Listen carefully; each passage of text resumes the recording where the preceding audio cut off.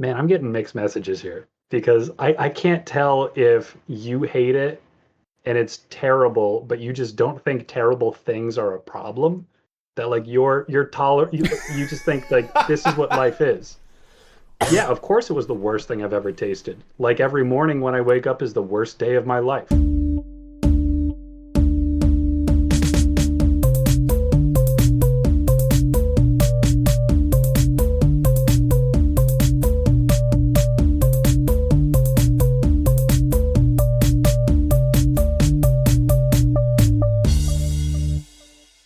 Hello and welcome to the Answers of Lemon, the smartest icebreakers from the dumbest dudes. Are you at the checkout counter buying a little bit of alcohol for you and maybe your friends? Do you want to engage the cashier with some weird questions and maybe get to know them a little bit better? Well, you can also use these weird questions in so many other settings, including school, office work, family gatherings, igloo building contests, beach trips. That's it. To help guide you through this is the one, the only, the man who asks these weird questions in public and gets positive responses, your god of VOD, Connor. They're also good in other settings, like audio and display. And I'm drawing a blank on the third setting. Background? HDMI 3. HDMI 3, of course. It's good for all those kinds of settings. We have 3 HDMI ports on our TV, and we only use one of them. And then because I run a splitter to that has 3 HDMI ports. So you're currently operating on a 5 HDMI port system through a single HDMI? A 3 through a single but HDMI. You've got 2 unused ones also. That's math. Yeah, no. That's math. I don't think it's 5 on 1. I think it's 3 on 1 plus 2. That is math. Oh, good. So if this were an equation, it would be parenthetical 3 times 1 close parenthetical plus 2. I'm a visual learner, man. I don't know what to tell you. Dude, I am too. I don't really know what I am. We have a guest tonight. I'm not really. It is the cat not Salem. Really any kind of learner. Yeah, I have noticed that there's like a very luxurious, fluffy tail that like goes underneath Evan's nose like a pleasant aroma from a cartoon in the 20s. She's a perfect girl. And now she's gone. I love her to death. We forgot to shout out the person at the beginning of the podcast, so we're gonna record that and try to make it happen, if that's okay with you, Connor. All right, gang, we got some weird questions out in the wild. We've been asking you your answers to our weird questions, and we want to give you a couple that we thought were pretty wonderful. If it's okay with you, Con, I'd like to start real fast. Yeah. So the Weird Question Wednesday was congratulations on being a Pokemon gym leader. What is your typing and what is your badge? And just, this is so succinct and so wonderful. Johnny Draws on TikTok, they said that they're a ghost type gym leader, and they give you the regret badge when beating them. Just, it paints such a wonderful picture. It's like, yes, like what do they call them? They're like angry spirits, poltergeists. Yeah, just when they're shackled to earth because they just can't let go. Very good. Thank you, Johnny Draws. You get sense for the whole gym just based off of that. And on Reddit, on the subreddit r/Pokemon, Bellamy Roselia said synchronized skater themed ice gym. That's fun. Is all tag battle? Is it tag battles? Duo battles? What the hell are they called?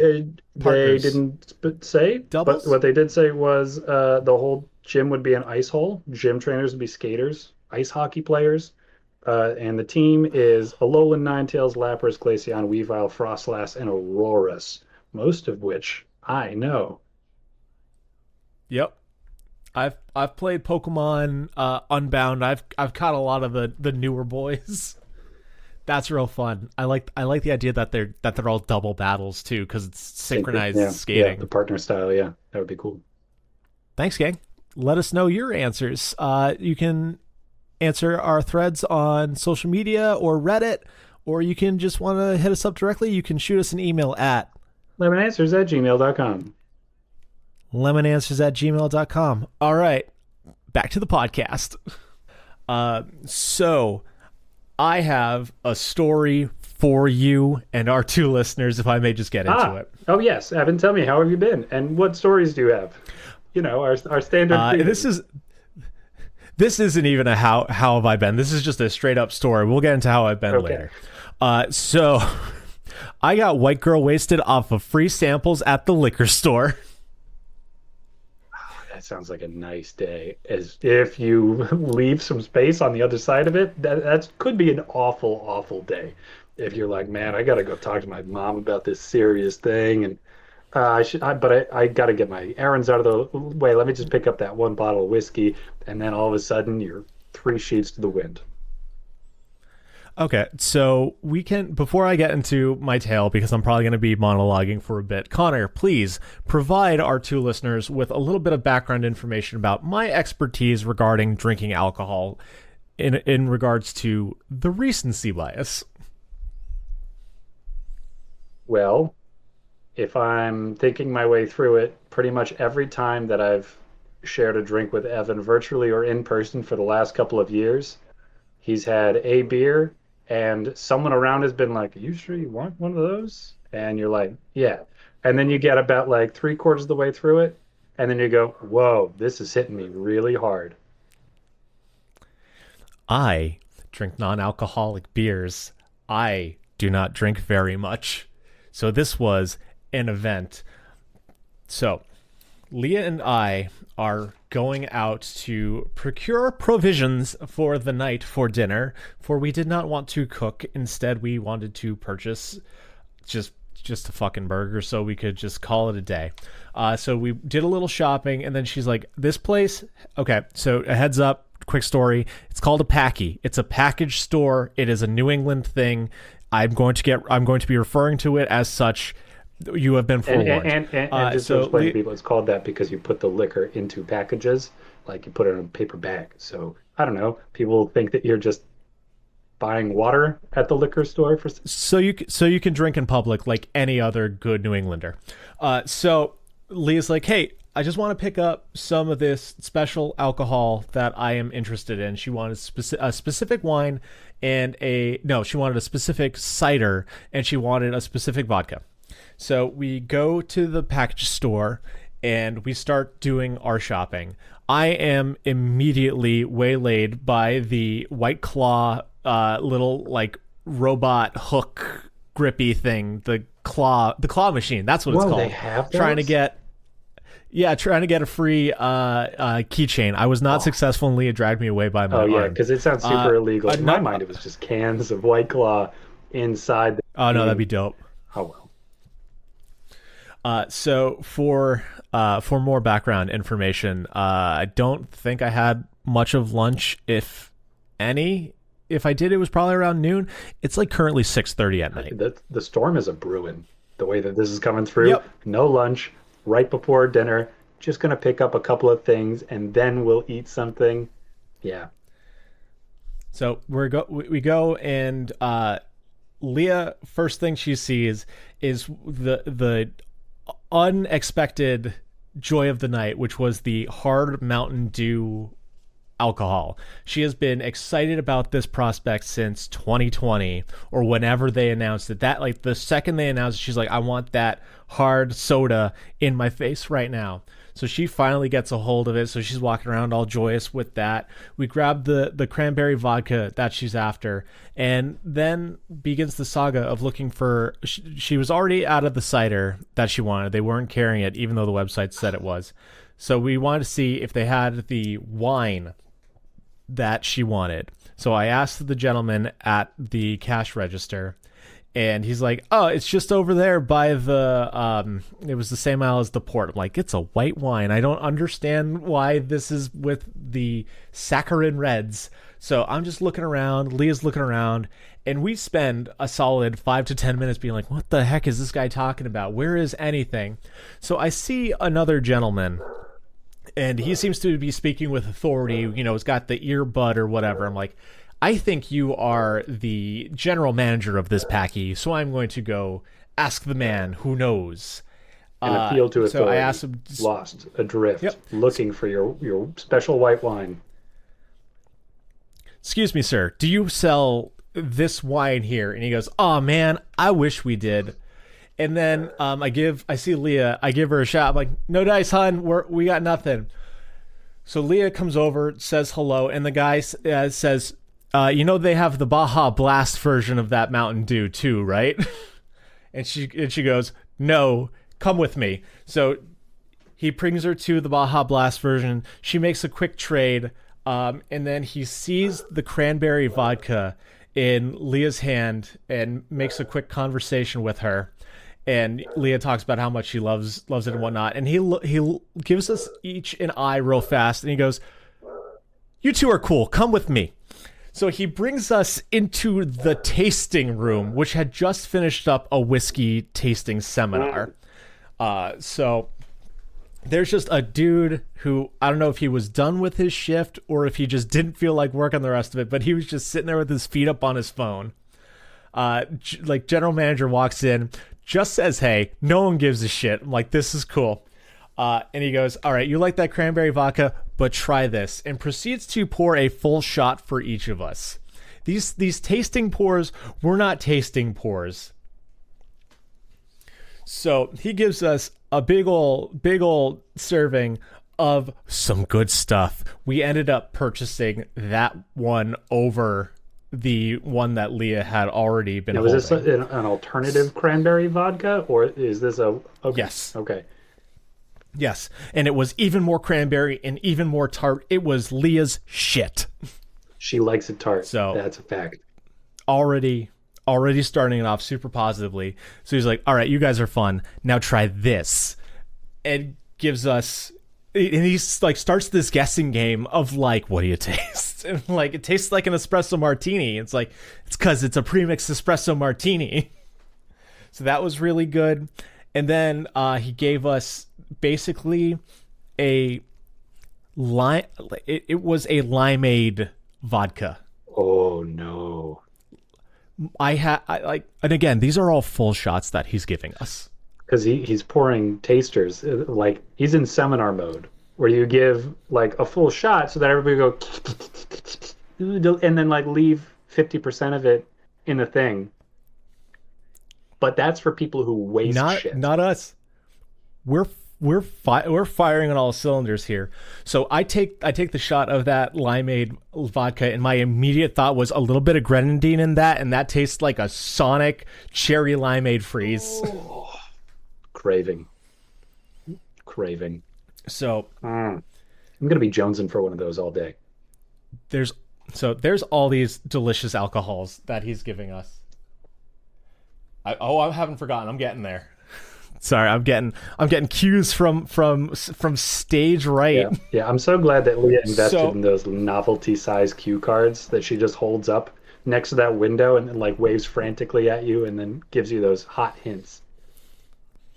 So this is the highlight of the night, because I talked big shit apparently, and I now need to call out all of the people on TikTok about this, because Leah said, oh, at least he's not making you drink malort, to which I responded, I'll drink malort. And everybody in there's like, you're gonna fucking regret that. And I'm like, yeah, try me. Yeah, famously the most disgusting hard liquor on the face of the earth, aside from Everclear, I guess. I had Everclear before. It was fine. I have never heard of malort before. And I was like, yeah, fuck you. I'll go all in on this. We're totally fine. So the guy goes, all right, man, here it is, and I'm giving you a double. To which I said, excuse me, sir, I drink only non-alcoholic beers. I'm already pretty sloshed. Please, not a double. All right. So this man gives me a full shot pour Oh, this was already after I gave Leah the last, like, the leftover of my limeade vodka. He gives me a full shot of the malort. I fire that stuff, swallow it. It was fine. I don't understand what's wrong with all of you people online. Malort is not good. It is still the worst thing I've ever drunk, but it's not like it's not that bad. Like, I didn't make a face. I didn't have any feelings. There was no rumblies in my tumblies. Malort isn't as bad as everyone says. It is still the worst thing that I've ever drunk. So I'm calling you out, social media people. Give me your Malort stories, because I just think you're weak. I'm getting mixed messages here, because I can't tell if you hate it and it's terrible, but you just don't think terrible things are a problem. That like you're tolerant. You just think like this is what life is. Yeah, of course it was the worst thing I've ever tasted. Like every morning when I wake up is the worst day of my life. Like that's the message that I'm getting out of this, of like, why should I have something that tastes good? I think it's that my taste buds are just stronger than everybody else's, not in like the ability to decipher flavors, but in the resiliency to consume. Yeah, strong, like a brick wall is strong compared to a face. No matter how hard somebody I'll give you that. Your taste buds with malort, you'll carry the burden, and you will bear the pain. So I'm giving the shouts at everybody. Have you ever had it? You know, I'm pretty sure I have, but I don't remember it, which is too bad. Like I've never smoked a menthol cigarette, but like I've smoked a gas station cigar and had like menthol cough drops. It just tasted like ashy menthol. Like it was weirdly medicinal. Like, I don't know. It's whatever. But that action, and everyone's like, "Are you okay? Like you seem fine." It's like, "'Cause I am fine." We started talking about the worst alcohols that we ever had. And I'm like, yeah, it is the worst one that I ever had. It is still only a step it is still just a step below Van Gogh peanut butter and jelly vodka. To which this man looks me dead in the face and goes, "Oh, dude, that's my favorite." Whoa. This is a lost soul. Yup. Whoa. Yup. The stuff that I bought your God of Odd for his wedding as a gag gift to make him drink on the happiest day of his life. I had to special order this through my uncle from another state.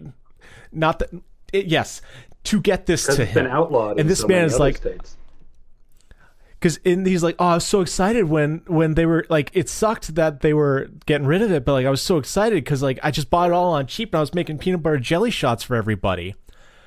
And then we started talking about, as Connor knows, the Packy from my hometown, where we would go in our early to mid 20s and buy whatever was on clearance there.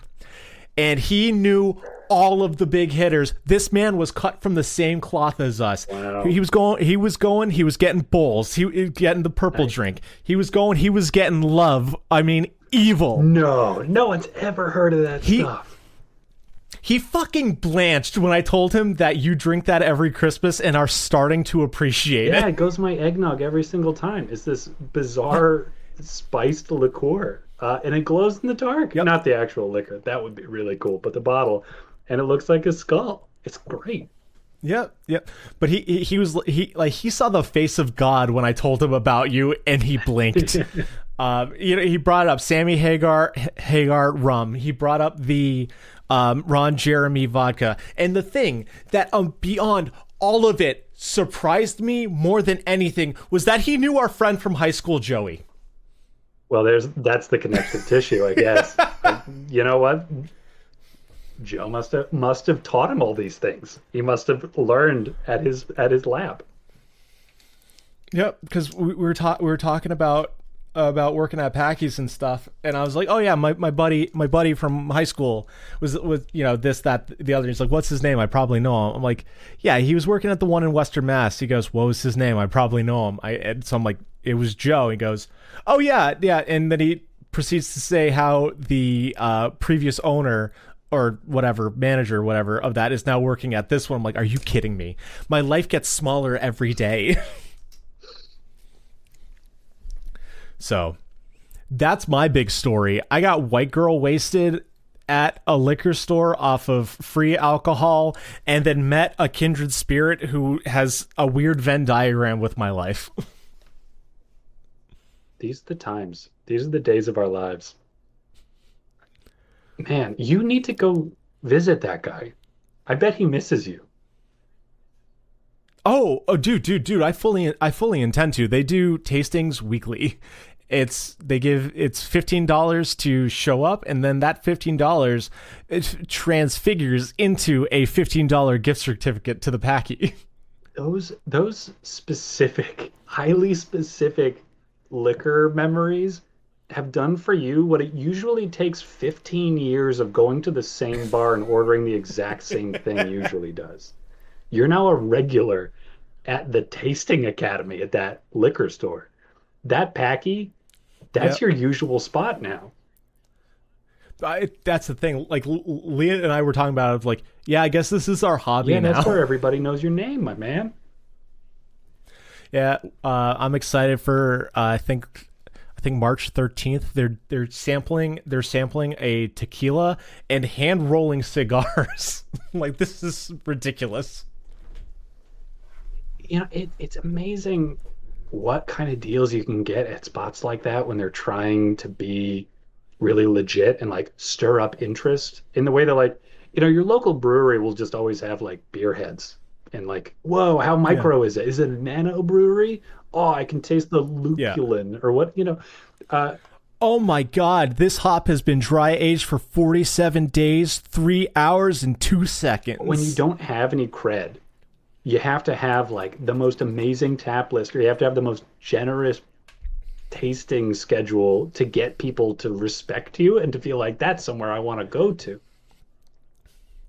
But like that's the other thing. It's not even an establishment. It's a liquor Yeah. store. Like, you don't go here to drink, and now they're like, "Hey, you want to come here and drink?" Well, like And then buy copious amounts of alcohol. It's like, hell yeah, let's I think go. some of the best bottle shops I've ever been in have been in the back of a Whole Foods.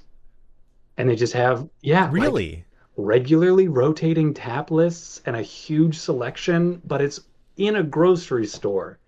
And so they have to be really, really good to stand any chance at all of competing with like, oh, this used to be a barn. It's like, whoa, I would love to go buy an overpriced bottle of wine in the back of your barn.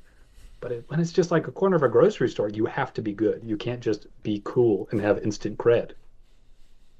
See, gang, you need to get to know your local haunts for big surprises, kind of like you get to know people through asking and answering weird questions. Kind of. Boom, podcast validated. First question of the night, most important one. Connor, how have you been, buddy? I have been grimy and tired uh, Oh because I no. have I have a great problem to have. I bought a house, and thank you. Congratulations.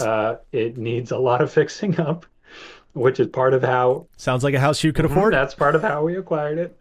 And yeah, it's just so much to balance, man. Because there's like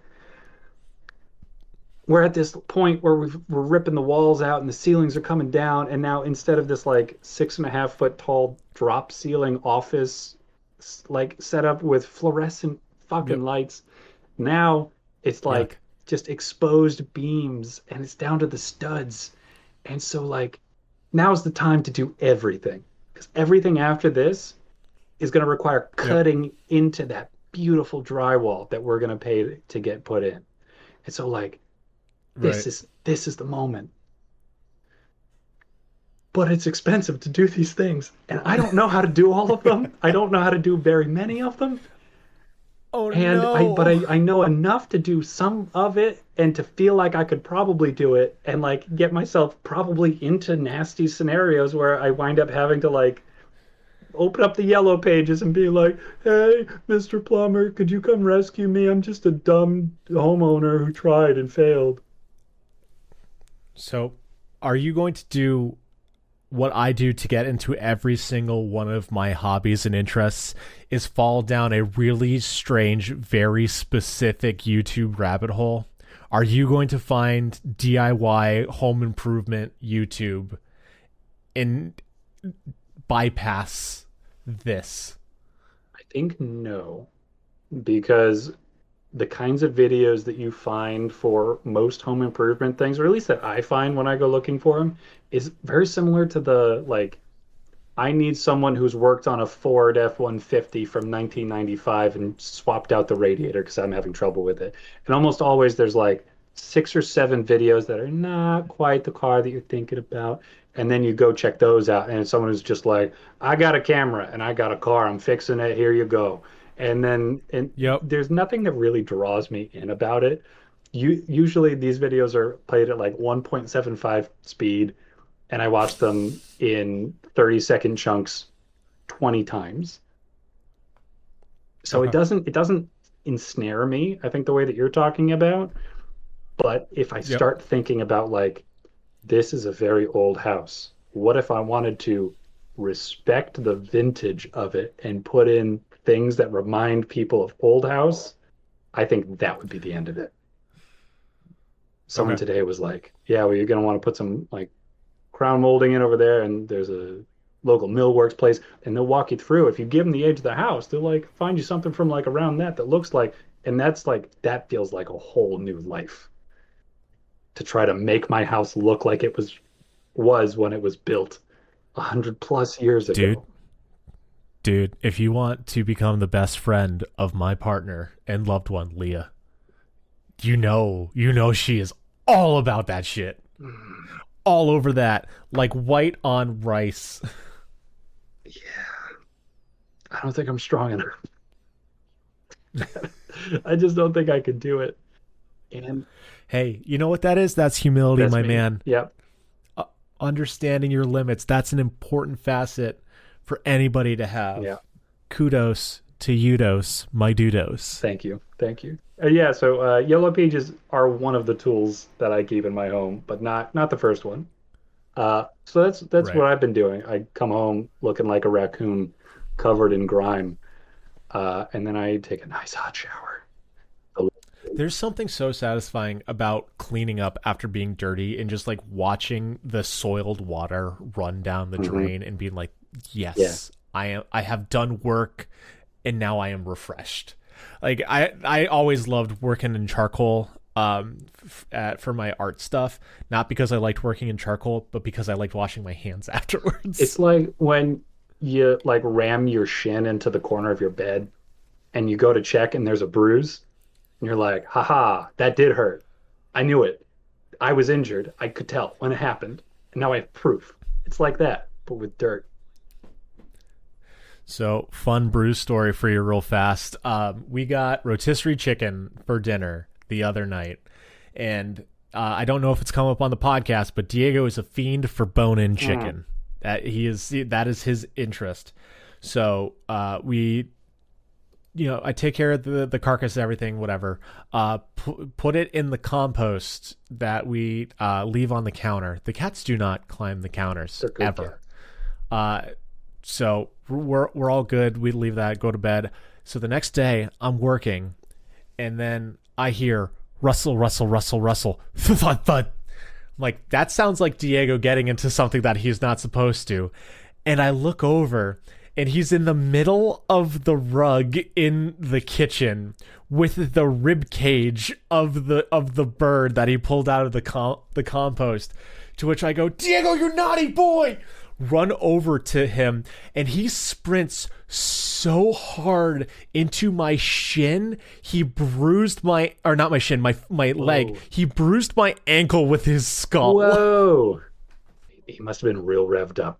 Boy, oh boy, that hobby of his, That it's getting the better of him. boy was hot on chicken. And crime, So chicken crime. and crime. That puts some pep in your The step. adrenaline. That's right. So other than home reno, then the I guess you're not going on HGTV. No. But the Connor TV. Anything else going on in your world, No, my that friend? kind of covers me. How you been doing? So I've been bad, but it's been funny at least. So whereas you are in a good problem to have, I was in a bad problem to have, insofar as I almost got scammed. Oh, what kind? So I am in the unfortunate position of job searching because wanting a different job means you need to apply to stuff. Hate that. Hate that. part. So I take the patented shotgun method, which is when you apply to everything because you don't care about your job. So the backlash to the shotgun method is you have no idea what you've applied to. So a recruiter or whatever reached out to me about my copywriter position. I'm like, that sounds like something I did. So my desperation made me blind to the fact that the opening email said, "Dear candidate," and was signed Mark when the email was from Robert. Red flags. So, trouble is, I didn't miss this for the first one. I didn't miss this for the second one. I caught on it by the third at least. But the first two, I was like, yeah, I'm interested. What's up, baby? Sent me the questionnaire. I filled that fucker out that night, sent it right back off. I'm like, let's go, baby. What kind of info did they scam out of you? We're talking social security numbers. That's the fucking crazy thing. No. Because they don't ask any important questions for the first two emails. The questionnaire was just a copywriter position questionnaire. Ooh, they got you on the hook. They're just giving you a little tug. Exactly. Just reeling it Full in thing. just a little bit. Yep, and I'm like, yeah, here's work history, here's this crap. Like this is the hardest thing that I ever wrote copy for, and this is how I feel about tools in the industry. Nothing. They didn't want any pertinent information for any of those. And then the next day I get an email that said, "You get the job, congrats." To which I went, "That's a lie. This I didn't get an interview. This is fucking wrong." So the red flags are a flapping in my brain. So that's when I start noticing about the misnamed emails, and then the fact that it's from a website, careers.com.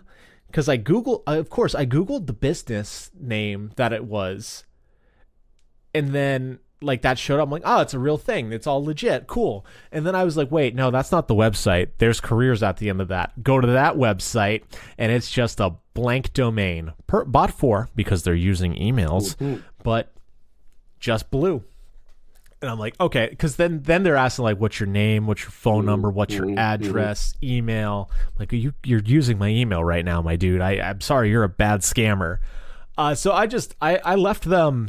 I left them on red, did not reply or anything.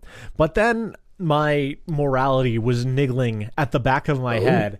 So I was like, hey, company that these people are pretending to be, just a quick question. Have we ever talked before? So I get the most confused customer service representative on the phone because I was like, "Hey, my name's Evan, etc., etc. Are you hiring for a copywriter right now?" To which the guy goes, "Wait, are you hiring us or do you want a job?" I'm like, "That's exactly what I wanted to know." Just a heads up, I'm getting scammed in your name. It's a pretty weird way to open a conversation, to say, "Hey, you didn't offer me a job." No, I didn't. I'm gonna be honest too, listeners. Our weird questions are much better conversation starters than, "Hey, I'm being scammed, but not by you guys, but someone pretending to be you guys." It's too complex. It's hard to work into a conversation. Yeah. So he didn't know what was going on. I didn't know what was going on, but I had to do my part of being like, I mean, if someone's going to be like pretending to be me, I'd want to know about it. Just a heads up. So, it was a weird day, and the worst part about it was like, man, now I'm not getting a job.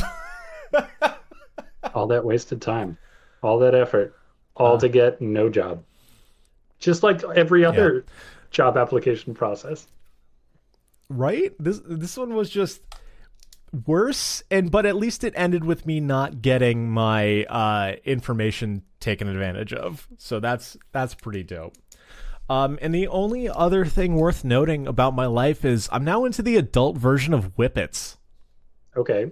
All right. Please go very slow here for me. Are you talking about the small greyhounds or the illicit use of canisters? The illicit use of canisters. Okay. Because I was going to ask you what the adult version of the Whippet dog was, because I feel like those dogs are already for everybody. Yeah. So what exactly are you huffing these days, Evan? I should start all of our conversations that way. Hey, Evan, what's the huff? Right? Ington Post, boom, got him, roasted. So yeah, if you're a lamo like me and don't know what a whippet is, it's when you basically breathe in the CO or like huff the CO2 from a canister to get like high and really melt your brain. Yeah, the adult version of that is just squirting whipped cream directly into your mouth, because it gives you the same amount of rush with all of the like bad like life effects down the line towards your health, but in the meantime you're like, yeah, this whipped cream tastes really good. What are the bad effects of just putting whipped cream right into your mouth? That's a bad thing? You gotta get fat. It's gonna be just it's sugar and cream. Yeah, dude. You're gonna get fat if you do that a lot. Not the same as getting your brain melted by the worst ratio of high to body damage from whippets. You need to you need a little perspective on this, because getting fat, not as bad as forgetting what words are. Hey, yeah. Connor, you know when we started doing a fun podcast where like we make jokes and try to entertain people, and then you just take things way too seriously? No, I don't. No. It doesn't sound familiar. Yeah. So that's what's going on here. I was just making a joke because I thought a funny thing to do would be like, hey, an adult version of Whippet, it's just having whipped cream. I'm just and you're like, sorry, do not do drugs. Don't do drugs. Fucking don't narc. Do drugs. That is important. This is a Dare sponsored podcast. Do drugs. I don't care. Do. Don't let them ruin your. Don't do hard drugs, but like you could do drugs. Figure it out. Don't do whippets for sure. Whippets are just don't do whippets. Like that, legit. I was making a joke, but no, that shit's better high out there for you. Just smoke pot like a normal person. But I just, man, I guess I'd never thought about squirting the whipped cream right in your mouth as the adult version of it. I thought that was what you were supposed to do. That's like, no, dude, much like the dog, so good. To be enjoyed at every age. Yeah. I don't know. I've just been buying cans of whipped cream and having myself a little creamy treat every now and then. Now, been really enjoying it. I've gotten into that habit from time to time, but it's just one of those little joys that I haven't indulged in lately. But I should. That's a nice thing. Yeah. And you've got the benefit of living on the West Coast where they sell Tillamook stuff. Mm-hmm. Tillamook dairy is awesome. If they don't got that. I got President today. That's really nice. That's some really nice whipped cream. Tight. Coats your mouth real good. Got all them good flavors. Mm-hmm. This is what we come to listeners. Our drugs are food and yelling at each other across the internet for your enjoyment. Man, I want whipped cream and cherry limeade now. You could put the whipped cream on. Oh man, you could make a cherry limeade martini and garnish it with whipped cream and a little maraschino. Stop doing this, man. We've got to talk about something that isn't food. We've got to get on to the question. My stomach is eating itself. Yum, yum. Oh, dude, I made the most bitchin' nachos tonight. Stop it. Are you pro olives on your nachos? I don't like olives. I think they taste like tires. Yeah, I've tried. They're not for me. But what is for me is our first question of the night. Number 68. We keep like our lives one away from greatness. Number 68. Which nondescript item of yours is most sentimental? Okay, this might be this could be a case of mistaken identity because this one particular thing could be totally different from Yep. the original version, but it's an orange pen that I keep in my backpack. Okay. It is okay, I need more details. Is it orange casing, orange Orange ink. in the shape of an orange Ooh, slice? that's pretty good. I do like that. I kind of wish it was that, but it's not. It's just an orange gel pen. It writes in orange ink. Cool. I'm there. I am along for the ride. I am in your sidecar on your motorcade. I'm the Batman. No, fuck. Robin rides in the. Carry on. I'm on it. Okay, yeah. So I just keep pens with me all the time because once I got my car towed because it was common practice to just leave your car in a particular parking lot in Hampton Beach, and I was there. Evan was there for that, and I thought surely I can just get to it tomorrow, and I don't need to write a note like everybody always does. I bet they'll just leave it be. And it was $200 at a time in my life when $200 was a lot of money. So I keep pens around always. But the orange pen that I keep in my backpack in particular, I have because it was just something that me and a couple other friends fought over in high school. And this was like not particularly close friends, but just something that felt important at the time. And we'd like take it from each other. And it was just a nice thing to argue about. And it's just very easy breezy friend artifact. That's really cool. And yeah, you were a lot more argumentative in high school. I have calmed down quite a bit. Yeah. I mean, I have too. Like, we're older now. It's just kind of how time works. But that's really fun. That's really fun. Are you going to keep it when you use up all the ink? I'm probably never going to use up all the ink. I don't use it very often. I just more because if I need to write something, orange is not super legible on my paper. No, it's hard. It's very hard. And I keep other pens alongside it too. So I never reach for it, but I do see it nestled alongside my other pens. And I go, yeah, huh. And then I actually use a real pen for adults. That's really good. I like how that works. It's like, honestly, when you said pen, the first thing that I thought of was the purple pen that I found in high school. That one of the people at the grocery store I was working at the time swiped from me. Nice. It's just weird how, I don't know, we're just animals that like colors. It's a nice thing. Yeah. And the swapping and like casual stealing of pens and pencils is just a weird little phenomenon. What about you? What's a mundane little everyday thing that has a lot of sentimental value? Yeah. I'm sure I've got a lot of things because as Brian Sella once said, emotional baby boy, emotional man, emotional man. I have a bunch, but the one that immediately came to my mind was a pillowcase that I can't use anymore because it is like you can see through it. It is so thin. And it's just like frayed everywhere. And I was thinking about like sewing it up and everything. And Leah looked at me with love in her heart and said, "Evan, get a good fucking pillowcase, please." But the reason I still do have this pillowcase just stored away, it's because it is a pillowcase from my parents' bed when I was a kid. It was their like original sheet. It's this like weird gray plaid looking thing. And I remember like it was always the most comfortable sheets. I don't know, just something about it when I was a kid. I was like, this is the best. This is the best. Because, you know, it smelled like your parents and you're safe. like, yeah, I'm little. Yeah. This smells great. This is so soft and nice. And I don't know, I guess my parents bought better quality shit for them instead of me, but that's okay. I don't need to remember that now, Mom and Dad. But yeah, I took that from them, I don't know, probably 5 years ago, if not more. And I used it like every night until it was beyond repair, and now I'm like, just gonna hang on to that. And I like, it's not sentimental about like a time or a person. Like, I mean, I guess it is people, but like, there's nothing specific to it. It just is.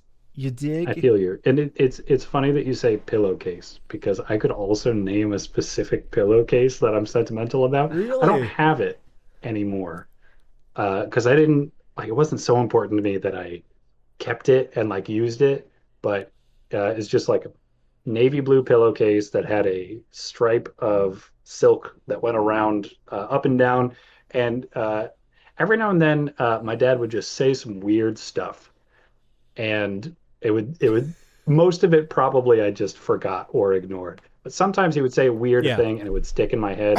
And I remember one night when I was a kid and he was tucking me into bed, he like referenced the pillow I was using, the pillowcase, and he's like, "Do you know what this is?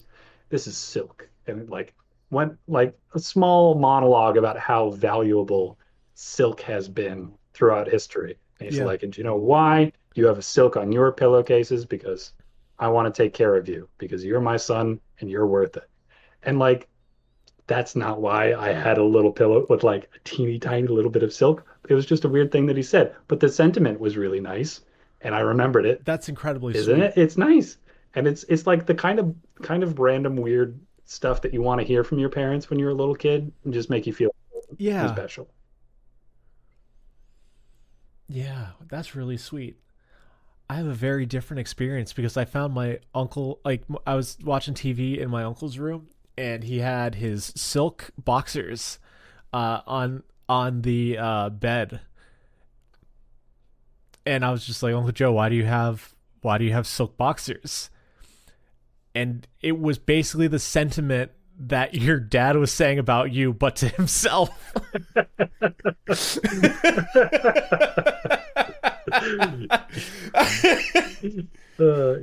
Nephew, it's because I'm special and I'm worth it, and I want to take care of myself. I'm sure it was a lot more like it was that sentiment. I know who he was at that time in both our lives, and it was a lot more crass, but it's so good. And you know what? That's still nice. I'm glad that your uncle was taking care of himself and giving himself the nice boxers. Yep. Hey, good for him. And I mean, part of me still thinks that he just bought Joe Boxer because it had his name on it. That is, there are a lot of disadvantages to being named Joseph, but just like the amount of times that you can find something that just has your name on it, probably one of the big advantages. Yeah, that's pretty good. I'm with that. I got no good segues, so let's just go into our next question of the night. Number 79. Connor, you're racing the Iditarod. What are your dogs' names? Oh, they're definitely going to rhyme. That's a fact. It's a bad idea, because the dogs will get confused about it, because you got to give them two pretty specifically different syllables so they can remember, but I'm going to name them all. Boom. Easy. Dasher, Dancer, Prancer, Vixen. Just a couple of odd rhymes in there. Okay. So I just... did you have to read anything about the Iditarod as a kid? Or was that just like my weird schooling? I don't think I read anything about it. I think I got most of my intel from Balto. Okay. Because my teacher really liked the guy who wrote Hatchet, and he ran the Iditarod. So like we had to read about his experience, and I remember it was very visceral. Paulsen. I don't know how I know that. Holy shit! Yeah. That's so weird. What is this savant thing that's going on with you right now? Oh my man, that's crazy. Cool. You don't remember my birthday, and you know this man's name? Man, that is wild. I don't know if I should be impressed or just say fuck you. Hey, Evan, how's it going? Is anything going on in your life as I've been texting you like the past 2 weeks about everything? Gary Paulsen was a children's author who focused on survivalist. Like, what the fuck, Crazy. Connor? I don't know. People must have talked a lot about him when I was a kid because I read Hatchet too. I feel like everybody did. I don't really know why. Honestly, reading Hatchet as a kid made me like think I was far more prepared for surviving in the wilderness than I, as a 30-year-old man, am. You know what? It probably, I don't know if it's there, if it's a good thing or a bad thing to make kids feel like, yeah, I could probably live in the woods for a couple of weeks. I guess. I don't know, man. That guy had to kill He stuff. did. And he was like, he had to hold his breath to go down into a plane. Yeah, there were a couple like that. There was, it might have been like, it was like far side of the mountain and this side of the mountain. I can't remember which bits come from which, but I remember there was a specific detail about him figuring out arrows and starting with rabbits. Yeah. And he just had like dull tips that he would harden in the fire. And that was enough, apparently, because rabbits are just that thin-skinned. But then he wanted to go after Brittle? porcupines or Okay. something like. Anyway, Hey, two listeners, did you have to read a lot of survivalist shit as a kid? Are we crazy? Let us know. I don't know if you have comments, but you can comment or send us an email at lemonanswers@gmail.com or find us on social media. I just want to know. yeah. I want to know. Please tell me. Anyway, but yeah, Iditarod. looked This it up. ties back somehow to what You you would need- name your dogs. Okay, mushers and a team of between 12 and 16 dogs, of which at least 5 must be on the tow line at the finish line. So let's treat this to be as nerdy as fucking possible, like our Pokemon Hall of Fame members. Let's just do 5 names. That way we don't need to burden each other and anybody who gets this question in real life with, give me a dozen dog names that you will be happy with right now. Okay, here's where I'm at. Hunky, Chunky, Monkey, Skunky, and I feel like I burned through a lot of those names pretty quick. Oh shit, it was Hunky, Chunky, Monkey, Skunky. Probably gonna go Donkey. Donkey. Gunky works for like a really like sick dog. Yeah, I'm gonna stick with Donkey. No, you know what? My last dog is gonna be named Mo. Classic. I was gonna I was gonna go the other end and do since they all end in key. The last one was just gonna be in Keyblade. Yeah, Hunky, Yeah, Chunky, Mo's Monkey, good. Skunky, and Mo. Yeah, very good, very good. Do your dogs get into Three Stooges-esque shenanigans while on the line? No. Is Mo the lead dog slapping other ones to go faster? Mo would make a great lead dog for sure. But like my heart tells me that Skunky probably rose through the ranks, that he just got named after leaving a couple of really gnarly farts. But like also is just a very competent lead dog. Probably much the chagrin of Mo. Yeah. Huh. I like it. I like your dogs. Yep. Your dogs are good dogs. Yep. Hunky is just like the most aesthetically pleasing dog that I've got in the line. Are you going classic like Saturday morning cartoon rules where their names really do like depict who they are? Yeah. Like there's a basic dog, like your basic husky, and then like that is all of the background dogs for other people's sleds, but my dogs are just that plus something. Is Monkey a chimp in a dog costume? Like you needed one more on your team, and you're like, well, it's gonna pulling the zipper up as you're going to like register. What is your cartoon existence? Man, I'm tough. This is hard because there's a part of me that's like, how dare you besmirch the integrity of my dog sled team? We win these races honestly. We're not juicing with fake simian energy. But then there's another part of me that thinks, man, that would be really cool if you just had a monkey like just in there with a fake mustache worth of husky. and just like going like bark bark, and then every year someone calls me on it and I have to go check the rules again, and it's like, man, the rules don't say what a dog is actually, so really whatever you got. Just man, one of the episodes, the zipper doesn't go up on Monkey. Oh, you know what? It's just only one person can tell, and the rest of us all pretend like, what are you talking about? Me and my most dire enemy know that Monkey is actually a monkey, and everybody else is just like, Clarence, he just named it Monkey, but it's clearly a dog. You can tell the difference because that one, that one's not a skunk, right? It just smells sometimes. That's why they call it dog, Clarence. Gosh, we're gonna have to re-explain this whole dog thing to you again. And then there's Monkey in the background, like husky costume head off, eating a banana.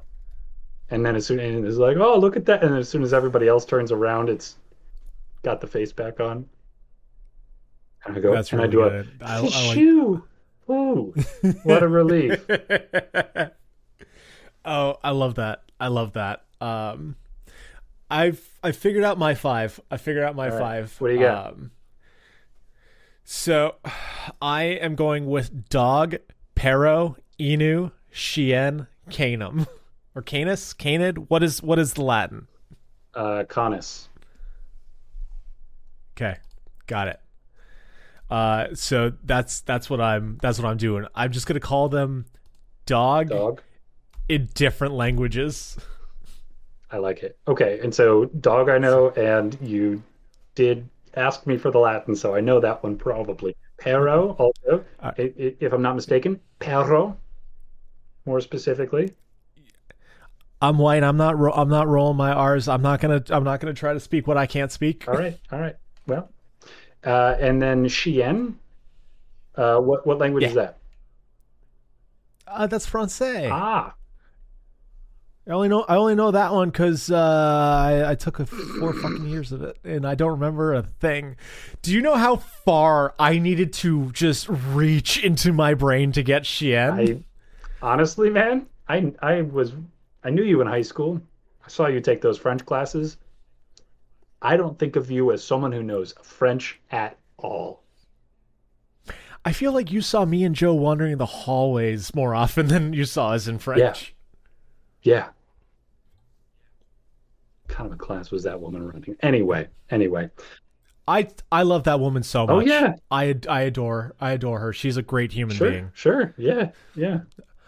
So the last one is Inu. Inu. Okay, so that's got to be Japanese, right? As in Shiba Yeah. Inu. Got it. Nice. Exactly. Okay. And that's how I know that What one. does Shiba mean?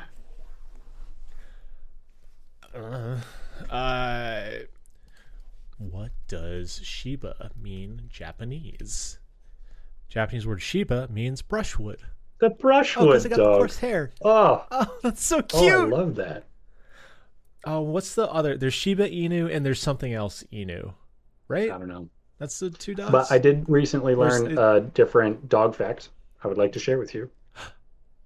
Yes, dog fact time. It's time for the dog facts. We're a dog fast podcast. So, Dogs. there's a specific gene that will give dogs white coloring on their chest and their paws and the tip of their Yep. tail. And if you have one of them, that's Cute. what that does. Is it called the cutie pie gene? No, but it should be. If the dog has two of those genes, then they're very, very white. And I think probably more likely to Okay. have just like a couple of spots of something else. Or maybe that it might Okay. be that you just get a bunch of white spots. Anyway, but if you've just got the one, it gives dogs the socks and the white on the chest and the white just on the tip of the tail, which both of my dogs have. And I also learned that the name for the specific white patch of fur on the tip of some dogs' tails is shepherd's lantern, Oh. because when they're going after the sheep at night, sometimes the only thing you can see is just the little white tip on their tail. From the moonlight. That's so cute. Isn't that so good? Oh, I love that. Mhm. Oh, shepherd's lantern. Shepherd's lantern. Man. I feel like Shepherd's Lantern translated into another language would also be another very good dog name. Mm-hmm. You know, something like probably Japanese or German, where like they turn multiple words into one. I like it. That sounds nice. Man, Very if only good. one of us spoke Well, another language. But I took Latin and you took you took French. Latin, Kinda.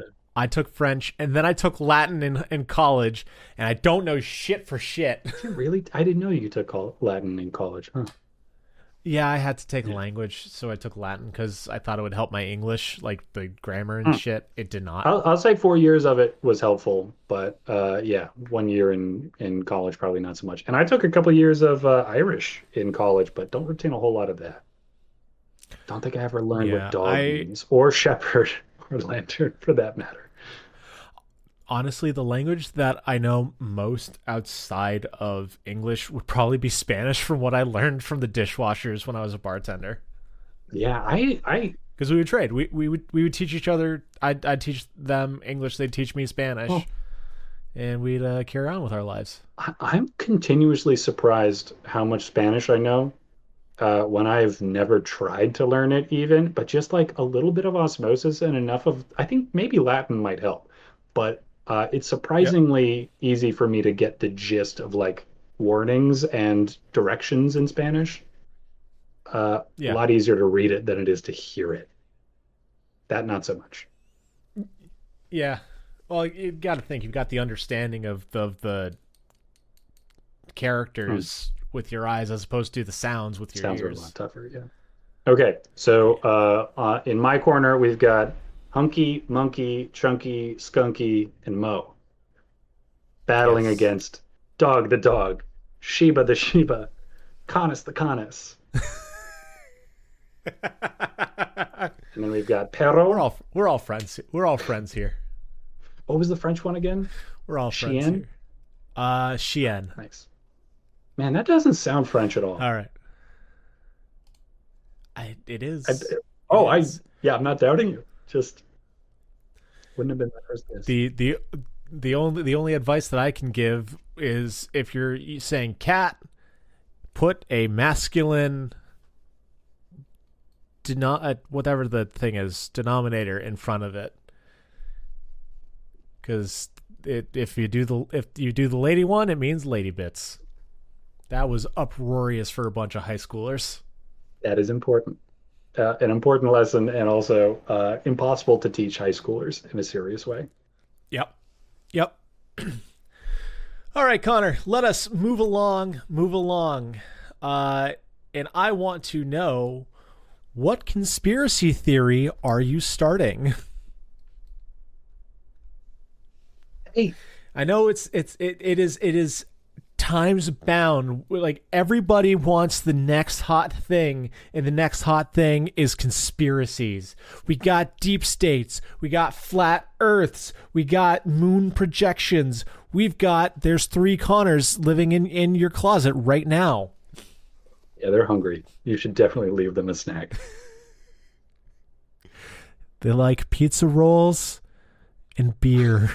They do Dog, love both of those things. not to fucking derail, but did you see that Totino's has made a breakfast pizza roll? I think I don't know. Man, this is another one of those food things. I think I might have tried one. To listeners, you should see his eyes right now. He is looking into 1,000 yards away, trying to find the truth of the universe Why right the fuck do now. I have Gary Paulsen at the tip of my fingers at all times? But I can't remember the things that I have eaten personally. The types of specifically one of my favorite foods, I cannot remember if I have Damn. consumed. Because I'm gonna be straight with you, bud. I was shopping at the Stop and Shop, and I saw them. I'm like, oh shit, do I buy these so I can have some on hand just in case Connor fucking shows up? In case he's never tried this before? Maybe I haven't. I didn't purchase You it. know what? You didn't? No, but I can run out if you need me to. I'll keep an eye out. Maybe my local grocery store will carry it. You know what? I think I have it. I think I'm just confusing the fact that I've tried Taco Bell breakfast. Anyway, Okay. conspiracy. Have we? Is this one of our? Yes. Is this our first question that we're using a second time? No. Okay, I think we've done We done urban legends, dude. totally distinct, very different answer. Gary motherfucking Paulsen. Okay. Podcast that you've been on for a year and a Yeah. half. Yeah. Yeah. Okay. Questions we've been asking for a decade now. Okay. No, we don't have we known each other for a decade? How old are New we? conspiracy theory When did we is meet? that in honor of Gary Paulsen, new conspiracy theory is Gary Paulsen forcibly put children into the wild and studied them for realism.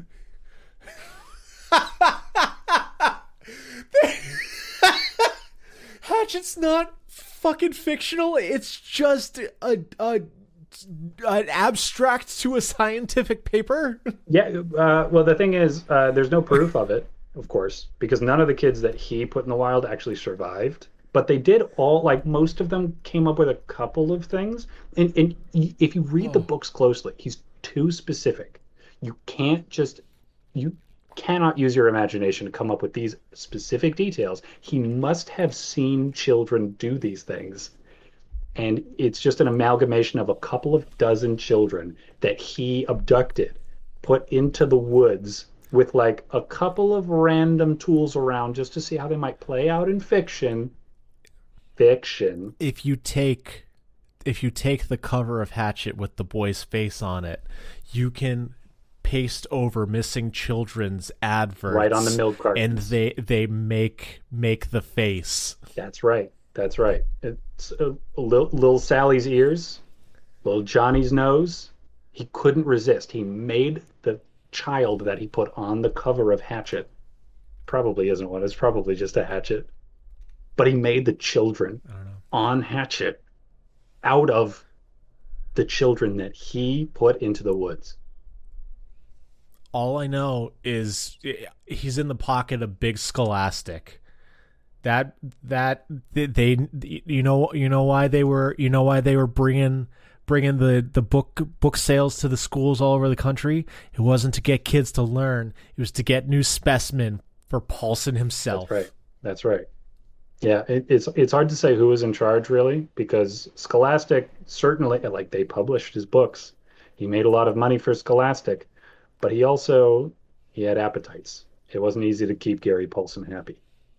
Mostly what he wanted, more children to study in the wild.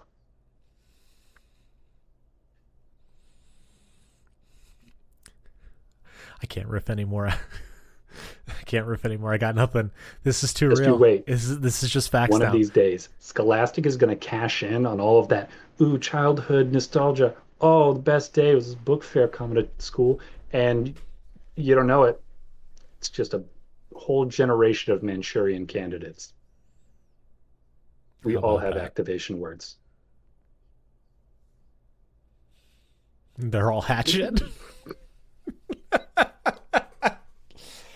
Oh boy, Gary Paulsen. But Gary Paulsen. but secondarily, some people say it's worth it. That's the worst thing. You know, when people really do see the Oh. truth, they're like, yeah, but it's such a good book.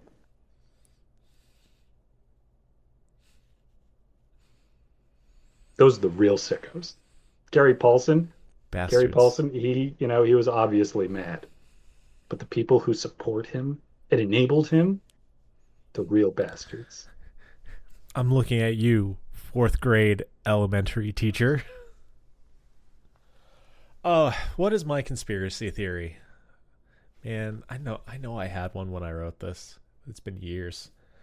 All right, so my conspiracy theory is one that I've had for years, and that is actually like shared with my admittedly insane grandmother. Mm. So my mother's mother has been seen as a fucking bat case while she was alive forever by my mother, her family, myself I included. love this already. It already has so much But- like false prophet or like Cassandra. She knew the truth, but nobody believed her. But there is one thing that she said that we all agreed on is that we're all dead and we're in hell right now. Interesting. Yes. Okay. And like it's coming from a Christian, Catholic, whatever background. But it makes sense to me when I look at the stuff. It's because, it's like the classic question. Why do babies die? If there's a benevolent God, why do blood? It's because we already fucked up. Like, I care less about those big questions of like, is there a God? Like what is the afterlife like? It's because I know there is, and we're in it. I want to know, what did I do in my real life that got me here? What did I do, die, and am in hell now because of? Okay. That's what I want to know. All right. Now I've got a couple of follow-up questions. Are all of us in hell, or is it just like? Yes. Okay, so all the people around us, these are people in hell. We're all They're in not hell. demons. There's got to be a handful, right? Like, we're in hell unless they're just spectating. Like, we're in the gladiatorial arena of hell, and the demons are just like letting it happen. Well, according to our sophomore year English teacher, it is confirmed that based on the grades that I received for my papers, human beings are inherently evil. Yes.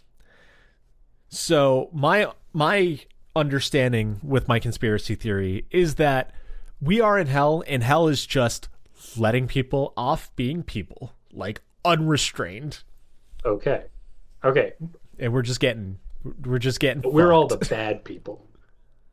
We're all the bad people. So there were good people in life before now. Yes, that we don't know. Okay. And they're in heaven or whatever. And we fucked up, and now we're here. And our punishment is just to live with each other. Okay. All right. So hell, people are inherently evil, and that that must be true because all the inherently evil people got separated out and put here, which is why that's the way that is. Okay. This is not purgatory. We're not. No half measures. No, there's no redemption. All right. So we already failed the purgatory. We're Dracula, dead and loving it. Okay. All right. And so the Garden of Eden, there's like we're 2 Gardens of Eden away. That if like assuming that is true, that there was Adam and Eve, and they failed and went to regular life, and then we were there, but we fucked up there also. So now we're in hell, and we're hear me out. The Garden of Eden is the metaphor for the life that we used to live. And Adam and Eve is like the concept of humanity and like in that existence. And now eating of the apple is doing something so fucking bad that you get sent to hell in our reality where we are. Okay, so there was an Adam and Steve was a cool guy who just didn't go to hell. Unlike Adam and Eve. Yeah. Okay. Yeah. God, I appreciate you turning like shitty Catholic homophobia into fun conspiracy theory. Thank you for doing one better. What they've all been saying this whole time was it's Adam and Eve, not Adam and Steve. How dare you say that Steve was as awful as the rest of us? He was nice. Steve was so good. Steve was great. He loved his husband so dearly, and that's why he's in heaven right now. He was too good for this world. That's why he's not here. Which is hell. Because he's in heaven instead. Okay. And so like minimal demon interference in this conspiracy theory. In what we are riffing off of in this conversation that we're having based off a weird question, hell fucking yeah we are. Okay. And why are there still treats? I should like pizza rolls should not be in hell. No, it's the classic. There can be no like shadow cannot be cast without light, says Mickey Mouse in Kingdom Hearts.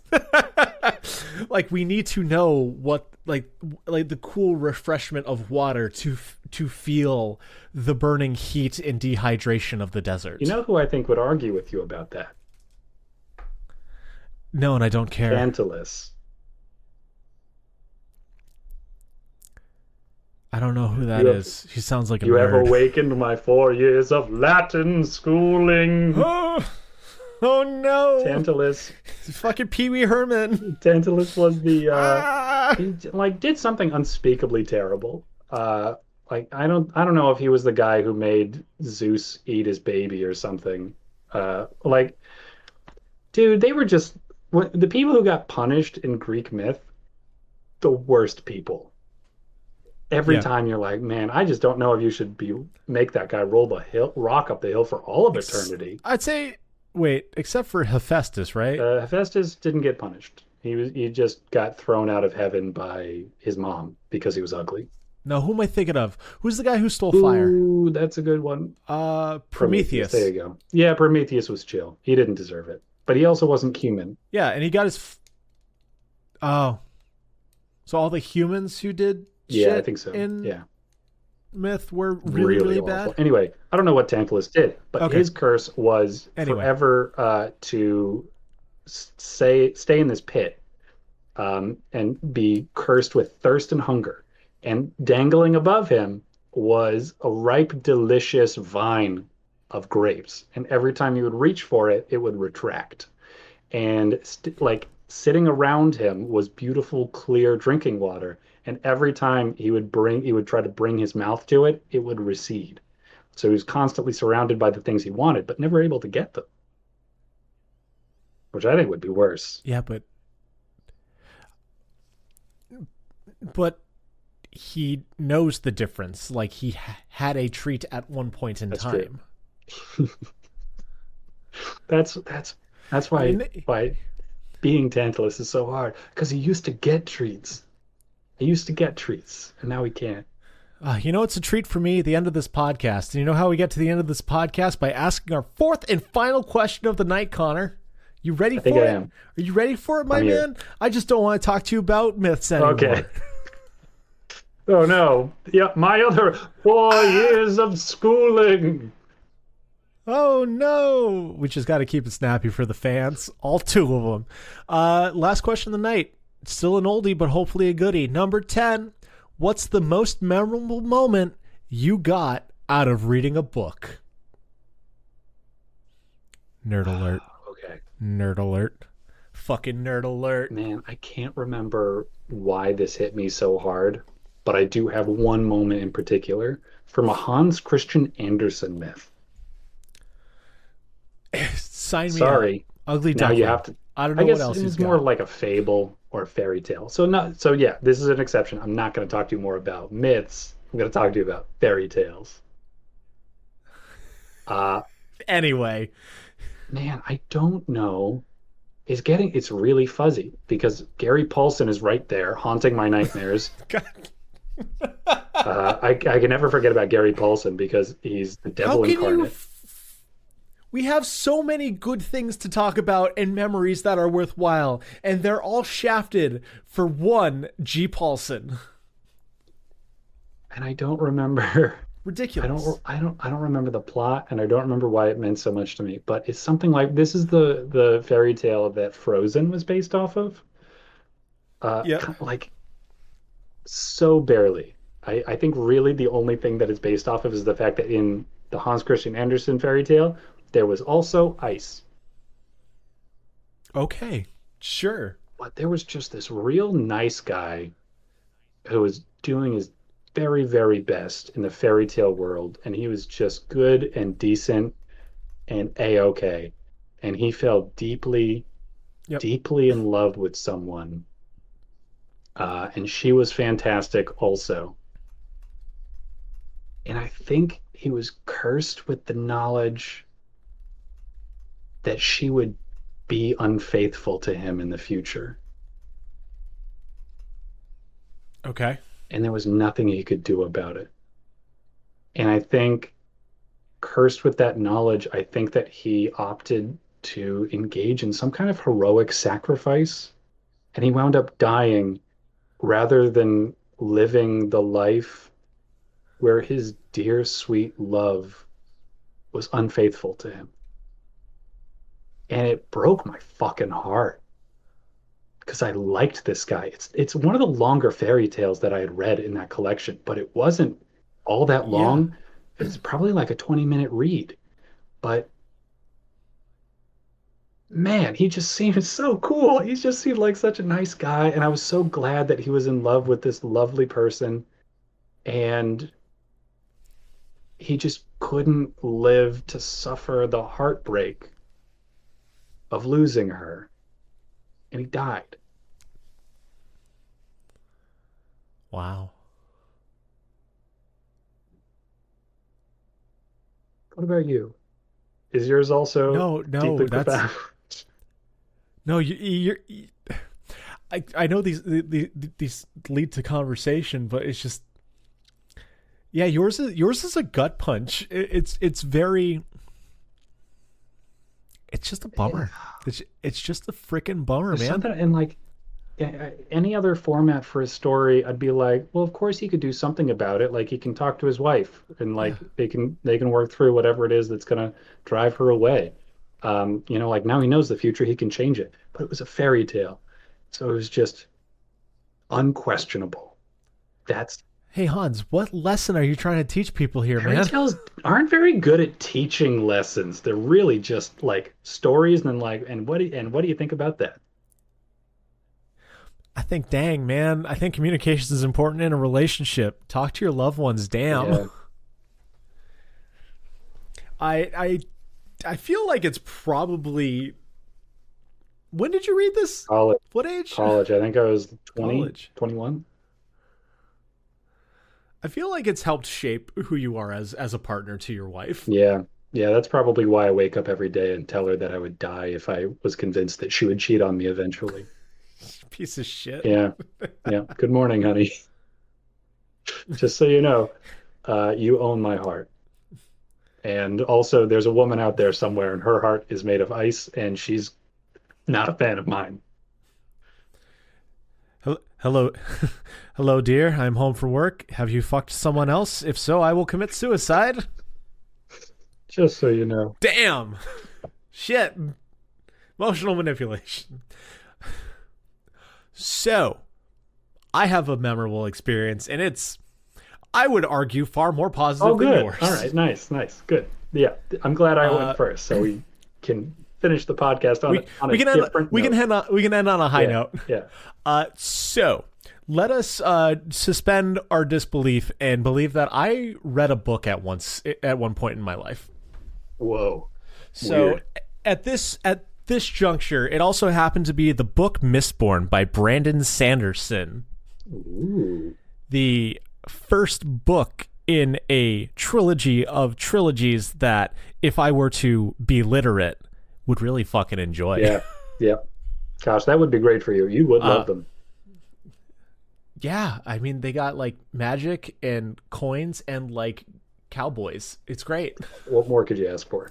So, anyway, so I read the first Mistborn, and it was also like you in college time. And what I like to do for fun in college, and I guess still to these days, hi Mike, I love you, is hang out with my buddy Mike and talk to him about media because he has an interesting brain, and it makes my brain go ooh and have new thoughts. So he introduced me to Mistborn and was like, let's chat about it. So it was over some break. And I was like at the end of Mistborn. My girlfriend at the time had come over. And she was like, I want to play Assassin's Creed. So I, like taking care of a child, I set up the TV and I left them to their devices. So I was like, I'm almost done with this book. I'm going to go finish this real fast. So I finished the first Mistborn book. And Connor, if you have read the book, I know you have, there's a big fucking twist at the end. That there is. To which I immediately without saying anything to the person in my home with me, called Mike and proceeded to talk to him for anywhere from 30 to 60 minutes about Mistborn. The best part about this is that Mike was over his friend Andrew's house and did the same fucking thing that I did to her to Andrew awesome. to talk to me about the ending of Mistborn. Excellent. Very good. So, I don't really remember the end of Mistborn, but God, I remember Mike and I ditching people that we cared about to talk about a book because we cared about each other too. Reading Mistborn is so much better than Assassin's Creed. Oh, without By a doubt. far. You made the right choice. Yeah. I've played part of one Assassin's Creed game. You know how many Mistborn books I've read if I were literate? All of them? Except for the last one that came out in the Wax and Wayne series. That's pretty good. That's quite a few. That's a lot. That's a lot for someone who's literate, I think. The long books. Wax and Wayne, not so long, but yeah, man, Brandon Sanderson does good work. Dude, I've told you about my experience with Bands of Mourning and the spoiler that comes after it, right? No. Hey, two listeners, if you care about Mistborn stuff, skip from now until, I don't know, probably like, say, minute and a half. So Wax and Wayne, I was like, oh, I know it's a trilogy. Bands of Mourning is the third book. I didn't know that Alloy of Law was a prequel to the trilogy, that there's actually 4 books in the Wax and Wayne. So I was like, oh, I'm at the end of this. So I read the whole frickin' thing over 2 days because I was reading it at work. This is why I don't read, because when I do, I don't do anything else. I was like, I need to keep my fucking job. So I read the whole thing in 2 days, found out that Kelsier was still alive, and then read the entire secret history the next day again at work. Right. That's awesome. And also, I cannot believe you pronounced that guy's name Kelsier. Yep. I've said it as a joke too many times, in that it is the same as raccoon, progress, arthritis, Kelsier. Diabetes. Nope, I say diabetes. All right. Raccoon is also mind-bending to me. I can't believe. Okay. Yep. Yeah. Oh, I still need to know how he's alive. Yeah! Fucking yeah! Still doesn't make any friggin' sense, because they did a really good job of saying he's not alive. Really not. Very conclusive. I know. For another deep pull that's specific to you, Connor, it feels very skullduggery pleasant, where it's just hate. He just hated so hard that he's just not dead. I think you might be right. Yeah. That shit was cool, man. That shit was so fucking cool. Okay. Welcome back to the room, two listeners who don't want spoilers. So glad to have you here again. Sorry if I gave you a bad guess beforehand. Timestamps will be in the description below. We'll figure it out. It's all good. We're all good. Get it in post. Easy thing for someone to say you know who what doesn't else? do any editing. Fuck you. You know what's good, Connor? This podcast. Yeah. We made it to the end of it. You didn't need to listen to this far, but you did, and we appreciate it. If you want, you can hang out with us socially online. How you want to do that is up to you. You've got options. You can shoot us an email to get your questions asked and answered. Send us your answers, or just, I don't know, fan mail. You can be really nice. That'd be swell. Don't do anything mean. At lemonanswers@gmail.com. That is lemonanswers@gmail.com. If you want to see our very average faces and see our very funny humor, you can check out our social media. We're online at... The answer is a lemon. The answer is a lemon. Help out your boys. Spread the love, whether that's a 5-star review on your podcast listening avenue of choice. Tell your friends. Either way, appreciate you. Love you. Bye. So long.